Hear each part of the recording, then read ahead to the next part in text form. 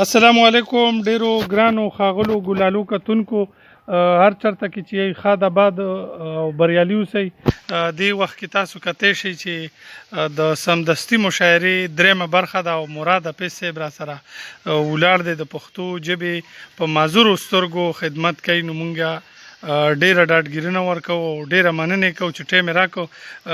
یو هایکو ورته مزایه زه وامه او بیا به چې کوم دی نو حافظ صاحب خپل شعر ډالۍ کوي ملګرو ته.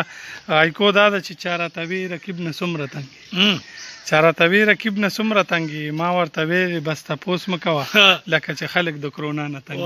ډېر ښه. حافظ صاحب ته خواست کوو چې خپل شعر ډالۍ کړي. یو وړوکې غونډه کې د یو غزل یو دوه شعر به ته هم خاکي صاحب لومړنی خو ستاسو ډېره مننه چې موږ هم دومره ټیم راکړو. خوشحاله اوسئ.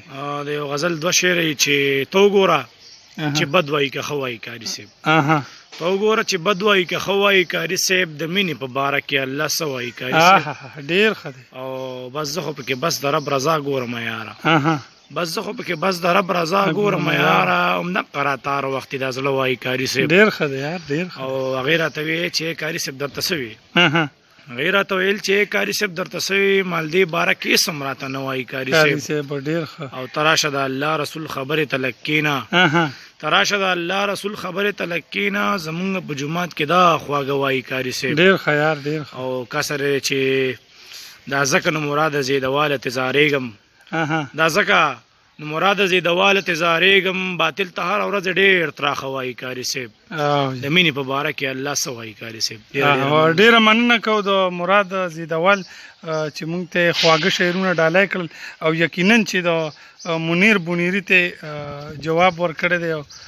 مونږ هغه ټولو ملګرو ته خواست کوو چې دا ویډیو شیر کوي چې منیر ته ورسي او خواږه شعرونه ډالۍ کوي، د مینې شعرونه، نه چې مولا پسې او طالب پسې او معززو خلکو پسې هغه کم لیکل کم اشعار کوي، نو په داسې طریقه دې نه کوي.